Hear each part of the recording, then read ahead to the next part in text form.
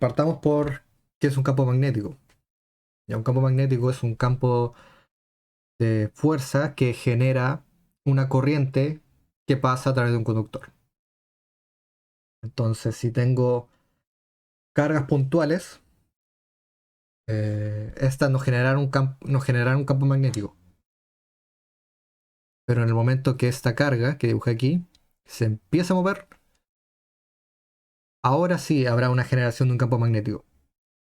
Entonces, como lo que tenemos aquí en esta escoba que está representando un cable, son cargas que fluyen a través de ella.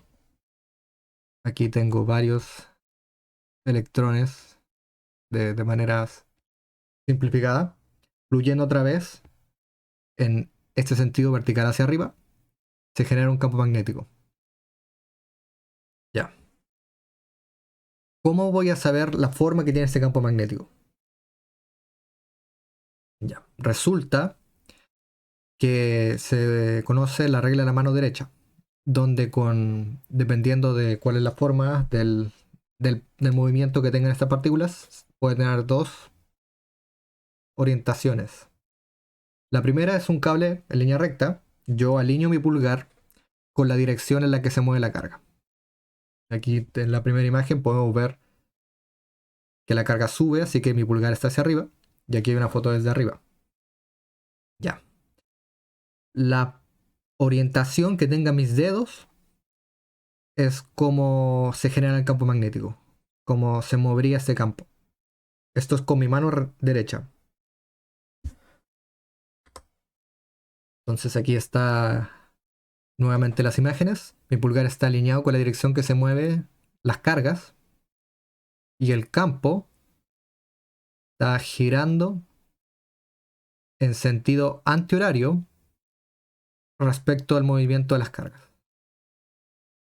Entonces, la imagen de la izquierda podemos ver que a la izquierda de la escoba estaría saliendo el campo magnético y a la derecha de la escoba estaría entrando el campo magnético. Y más claro desde arriba, que estaría girando en sentido antihorario. Lo mismo ocurre, uy, lo mismo ocurre con este resorte. Imaginemos que las cargas entran por aquí abajo, van girando, girando, girando, girando hasta llegar hasta aquí arriba. Girando en ese sentido, en sentido horario, como puedo ver en la imagen de la derecha. Si yo pongo mis manos, ahora oriento mis dedos en relación al movimiento que tienen las cargas que fluyen, en relación a la corriente. Ya, entonces ahora son mis dedos los que siguen la corriente y el pulgar indica en qué dirección está el campo.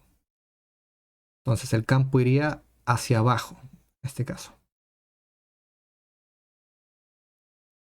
Siempre con mi mano derecha.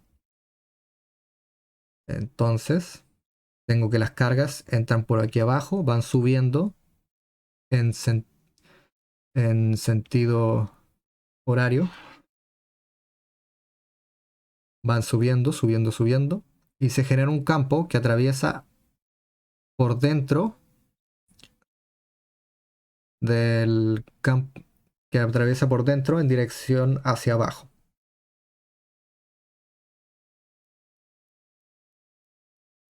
Ya. Ahora vamos a aplicar este ejemplo, digo, estos conocimientos en estos dos cables. Ya imaginemos que tenemos un cable horizontal donde las cargas se mueven hacia la derecha y un cable vertical donde las cargas se mueven hacia arriba. Ya, entonces uno orienta su mano derecha con el pulgar apuntando en la dirección que se mueven las cargas y ahí uno se da cuenta de que por aquí estaría saliendo el campo y por aquí estaría entrando el campo, haciendo ese movimiento. Y para el otro cable ocurre lo mismo. Por aquí está saliendo el campo y por aquí está entrando el campo. Y hace este movimiento. Aquí lo dibujé. Y si yo les pregunto en qué cuadrantes están siempre saliendo las líneas del campo y en qué cuadrantes siempre están entrando las líneas del campo. Yo veo que por aquí está saliendo, aquí, y aquí también está saliendo, aquí, entonces por aquí siempre va a estar saliendo el campo. Y aquí está entrando, y aquí está entrando, así que por aquí siempre va a estar entrando el campo. Y por aquí, está acá, está saliendo, y está acá, está entrando, así que voy a tener una mezcla, y van a haber puntos, áreas, en mi plano, donde se podrían llegar a anular estos campos magnéticos generados. Dependiendo de las magnitudes que tengan las corrientes que circulan por los cables y a qué distancia estamos viendo por el cable. Entonces la intuición me dice de que si la carga que fluye por este cable y por este cable, las corrientes quiero decir, son idénticas, el punto está equidistante dando ambos cables, se tendrían que anular los campos magnéticos.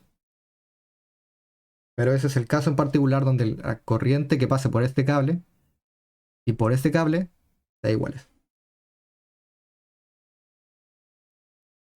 Ahora vamos a poner un poco de matemáticas. Ya. Aquí tengo una espira circular con 10 vueltas. Entonces realmente no es una sola espira, son 10 espiras. Entonces esta ecuación de la espira se multiplica por 10.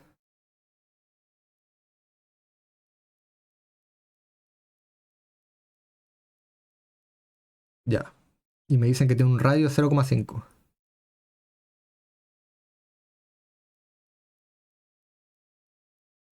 y que fluye una corriente de 2 amperes. Y nos piden calcular el campo magnético en el centro de la espira. Entonces, 10 por 2 por 0,5 metros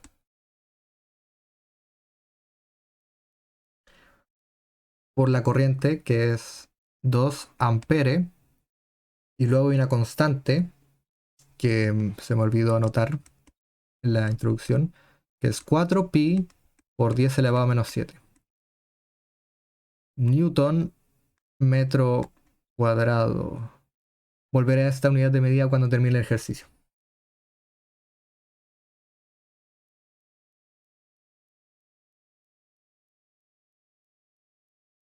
Ya, entonces aquí tengo que este 2 se simplifica con este 2.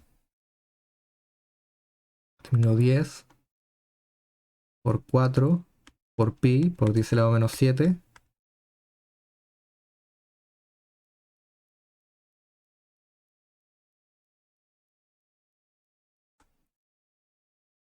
Cero coma cinco.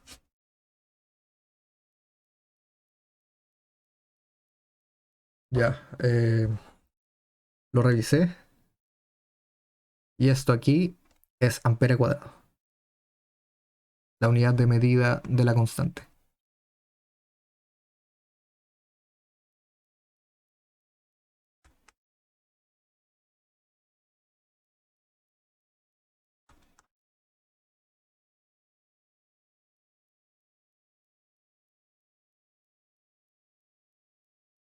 Ya.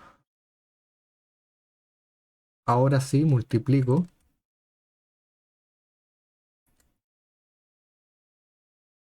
y obtengo que el campo magnético experimentado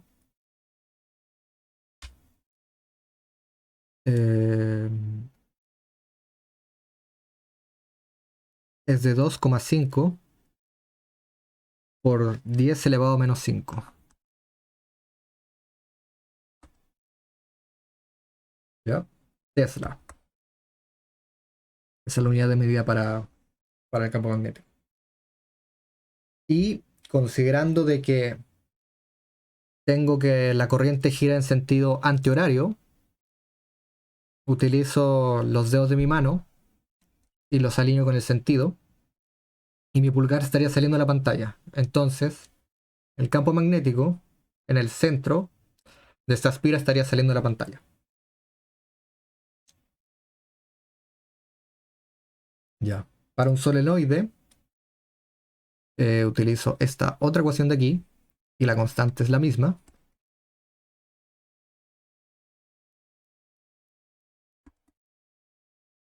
Ya. Me piden calcular el campo magnético que tengo en el interior del solenoide. Entonces, las 300 vueltas por la constante por la corriente dividido el largo. Entonces son 300 espiras por un metro. Entonces aquí hay un metro.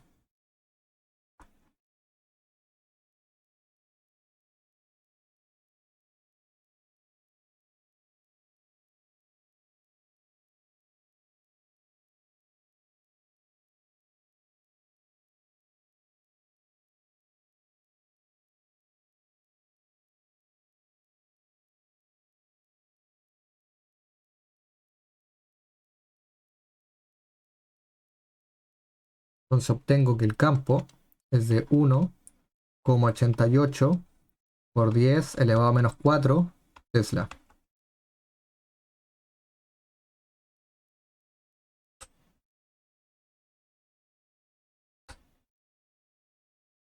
Ahora sí. Ya. Estos campos magnéticos generan fuerzas en las partículas que están cargadas eléctricamente. Pero esas partículas tienen que estar moviéndose.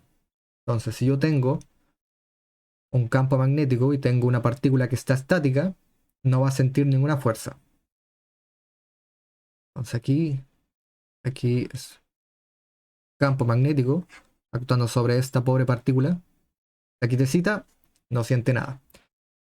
Pero si la partícula está moviendo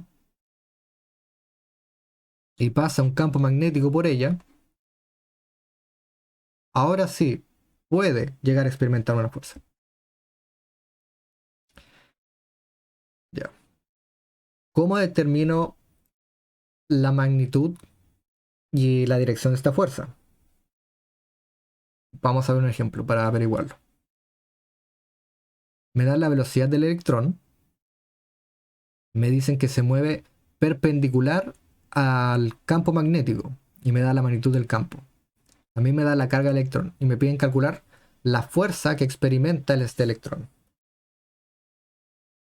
Ya, primero vamos a ver ahora la regla de la mano izquierda. Tenemos que la fuerza la orienta el pulgar, el campo magnético está orientada con el dedo índice y la velocidad de las partículas con el dedo corazón.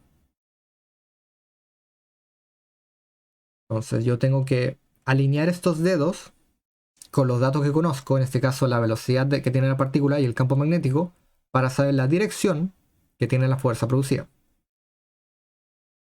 Entonces el dedo del corazón lo alineo y termina mi dedo apuntando hacia la derecha de la pantalla. El campo magnético va hacia arriba, así que mi dedo índice apunta hacia arriba. Y mi pulgar ahora está apuntando hacia afuera de la pantalla. Entonces conozco la dirección que tiene esta fuerza, saliendo de la pantalla.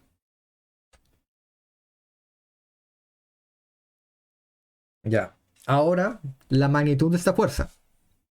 La magnitud para una fuerza inducida por un campo magnético es el producto cruz de la velocidad por el campo magnético. Y este resultado se le multiplica por la carga de la partícula que se está moviendo. El producto cruz es trabajar con vectores. Ahora que conocemos la dirección que tiene la fuerza, podemos ver la magnitud de esta fuerza.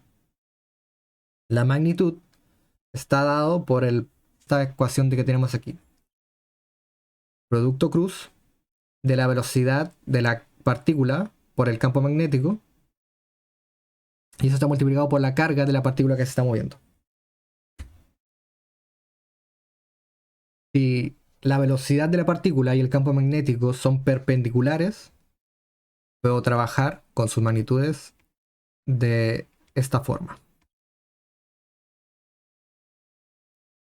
Si no son perpendiculares, el producto cruz puede expresarse como esta multiplicación de aquí, por el seno del ángulo que forman. ¿Ya? Pero como en este caso ya conocemos la dirección y sabemos que son perpendicular del enunciado, podemos trabajar solo con sus magnitudes. Entonces la magnitud de la fuerza de Lorentz generada es la velocidad en metros por sobre segundo por el campo. Entonces, velocidad por campo. Y esto después se multiplica por la carga. Algo importante es que como es un electrón el que viaja, la carga es negativa. Entonces, el resultado de esta multiplicación va a ser negativo. Por lo tanto, la fuerza que calculé es negativa. Así que cuando dije que la fuerza de Lorentz sale de la pantalla, no había considerado la carga del electrón. Entonces la fuerza de Lorentz en este caso es lo contrario. La fuerza de Lorentz está entrando a la pantalla. Con una magnitud de 9,6 por 10 elevado a menos 26 newton. Entonces la fuerza entra a la pantalla.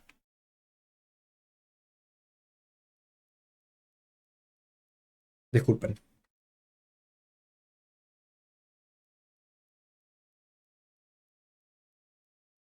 Ya.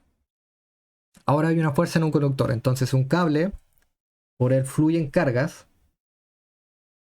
Entonces, por lo tanto, si fluyen cargas, hay velocidad de cargas dentro de él. Así que si se acerca a un campo magnético, va a experimentar fuerzas. Entonces me dicen de que hay un cable de 2 metros de longitud, por donde fluyen 4 amperes, y se forma un ángulo de 30 grados, con un campo magnético de 0,5 Tesla. Entonces me piden calcular la magnitud de la fuerza. Solo la magnitud.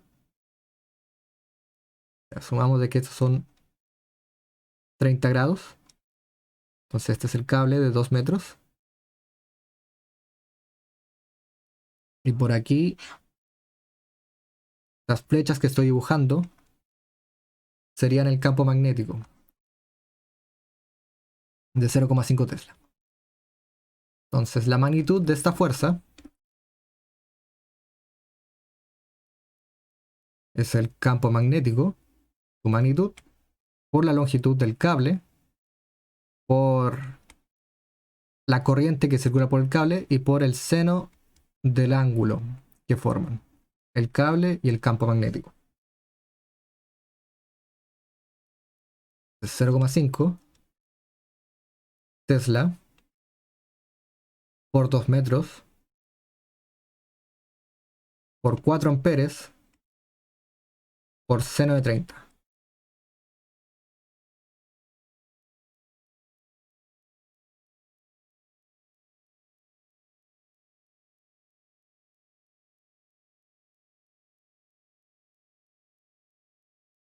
Y eso me da una respuesta, una magnitud resultante de 2 newton.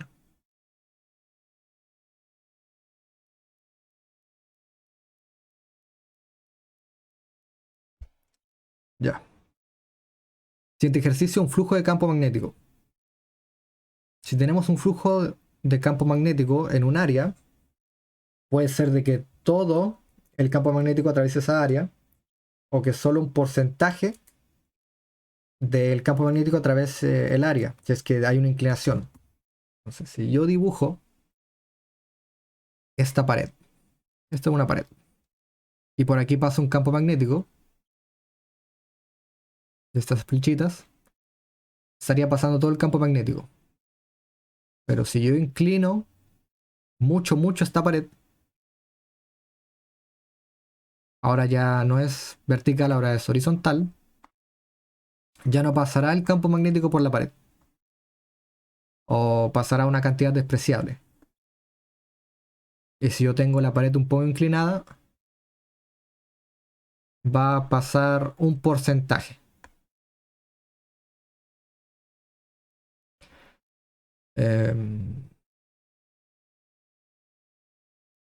¿Ya? Imagínense de que aquí tengo líneas en todos lados, entonces no alcanzaría a pasar todas las líneas por esta pared o por esta área, mejor dicho, que estoy evaluando. Entonces me da la área, bueno, me da las dimensiones de un rectángulo y el campo magnético y me piden calcular el flujo que pasa por este rectángulo.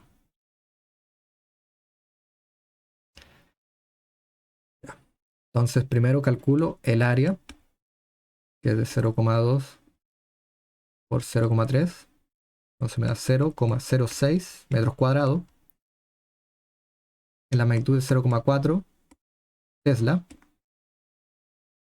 Y utilizo el producto punto entre el campo magnético y el vector normal del área. Y si no saben lo que es el vector normal, tienen que recordar la fuerza normal. La fuerza normal era la fuerza que sale perpendicular a una superficie. Entonces el vector normal es perpendicular a la al área, a la superficie que estamos evaluando. Hay más colores. Entonces, en esta primera pared, un vector normal a ella sería esta línea que voy a dibujar aquí en naranjo.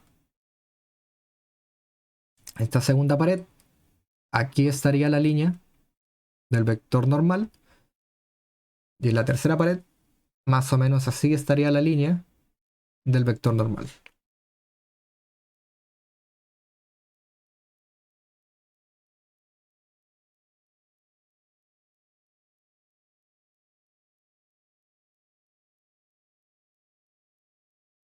Y yo tengo que calcular el ángulo que se forma entre el vector normal y las líneas de campo. Entonces aquí es perpendicular. Aquí no existe un ángulo. Y aquí tendría más o menos este ángulo. Entonces si me dicen de que forma un ángulo a la normal de la superficie de 60 grados, el ángulo θ es de 60. Y me queda reemplazar 0,4 Tesla por 0,06 metros cuadrados y luego coseno del ángulo que es 60 grados.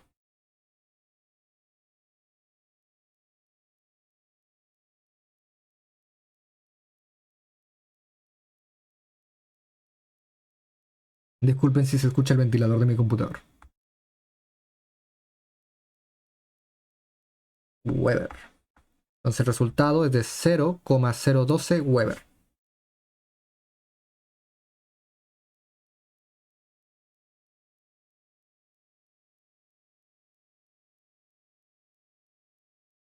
Ya.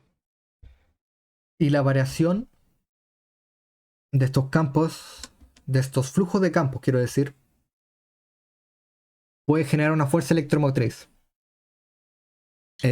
Podemos verlo en un alternador o en un dínamo,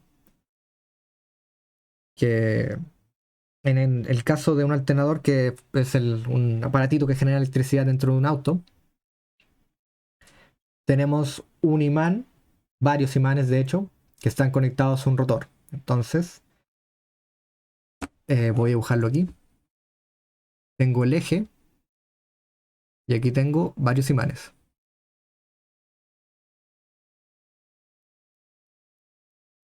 Y estos imanes están intercalados. Entonces algunos tienen el polo positivo hacia afuera del rotor y otros hacia adentro del rotor.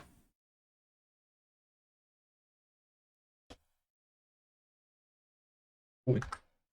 Ya. Entonces tengo mis imanes unidos a un eje que gira.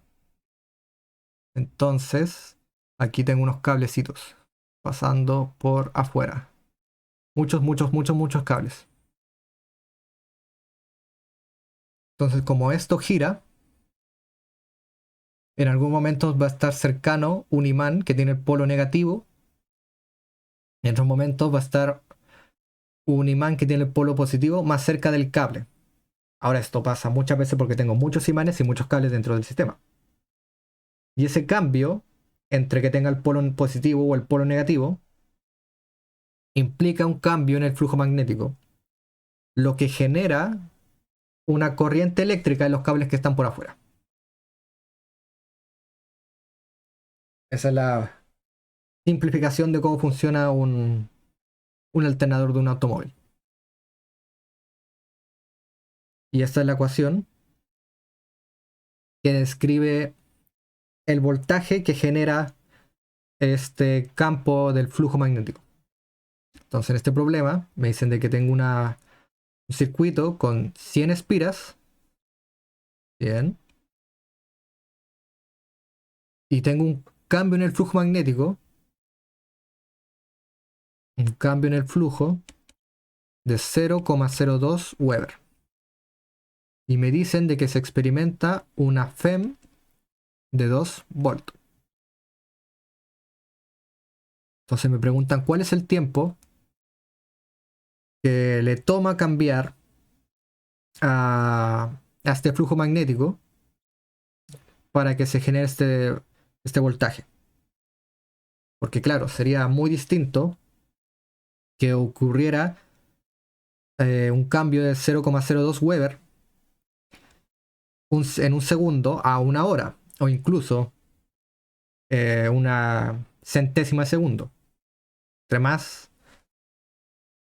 corto sea el tiempo en el que cambie este flujo magnético, más voltaje se va a generar. Entonces voy a reemplazar una ecuación. Tengo 2 volts por las 100 espiras por el 0,2 Weber y la variación del tiempo o el tiempo que le toma cambiar estos 0,2 Weber. Aquí abajo. Entonces, despejo.